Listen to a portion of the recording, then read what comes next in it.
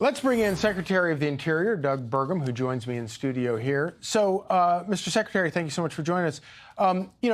Before we get into the specifics of the bill, which I do want to talk about with you, this is kind of the whole Trump agenda here wrapped up in this bill. This is a must-pass thing.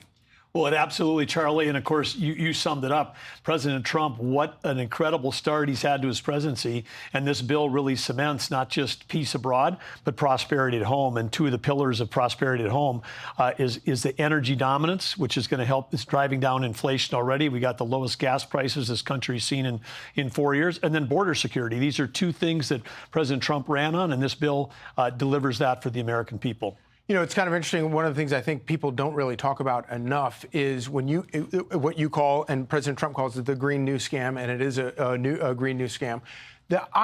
So much of that is basically welfare for companies in China, by which we mean China, to dump cheap plastic solar panels and things like that on this country.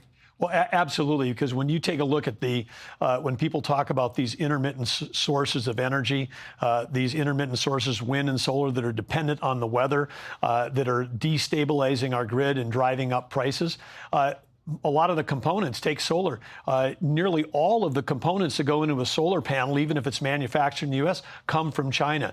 And so when you think about the Green New Scam, it was pro-China. And it's anti-American. And it's also, like I said, it's also creates unaffordable and unreliable. And I've been attacked. People say, why are you saying it's unreliable? It's unreliable because the sun goes down at night. Okay, it's unreliable because the wind doesn't blow every day. And we've had, even in the last week with this heat dome that hit the Northeast, we had moments in the last week where across the entire Northeast, 98% of the electricity going to homes to run air conditioning, keep hospitals on, was coming from something other than wind or solar. If it's at night, 0% solar, 2% wind. That also happened on the coldest day of the year, January 20th, when President Trump was being sworn in.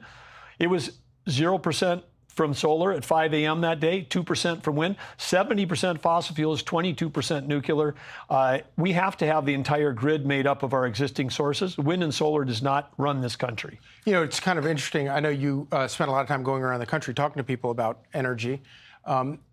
It's fascinating to me. I don't ever run into regular, normal voters who talk about wanting to have more solar panels replacing their forests and their farmland. Well, and of course, and the other part of the scam here was that somehow this was going to be cheaper. But if you go out to places in the Midwest and say, that's where we're going to build our wind farms, you go to the desert and say, that's where we're going to build solar farms, then you need to spend hundreds of billions, if not $1 trillion on transmission to move that load from those remote locations to the place where the electricity is being consumed. And that was an extra cost on top of the American. But then at night, if you built a new transmission line from a solar panel farm at night, guess what? There's no electricity running down that transmission line. When the wind's not blowing, again, we have to have the other sources to keep it up. So we basically we've come so close in the last week to having these green energy brownouts and blackouts, right? Because the Green New Deal brownouts and blackouts, both in the Midwest and in the East Coast during that heat last week, we were sitting on a razor's edge. President Trump declared an energy emergency. Secretary Chris Wright ordered some baseload power plants to stay open that were scheduled to be shut down.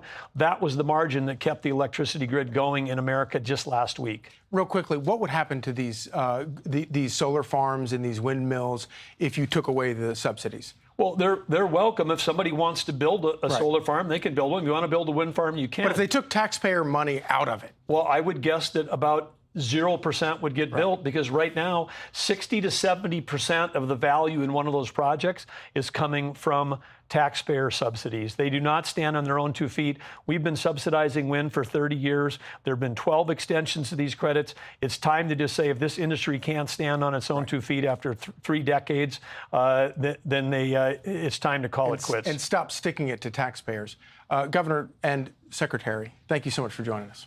Click here to subscribe to the Fox News YouTube page to catch our hottest interviews and most compelling analysis. You won't get it anywhere else.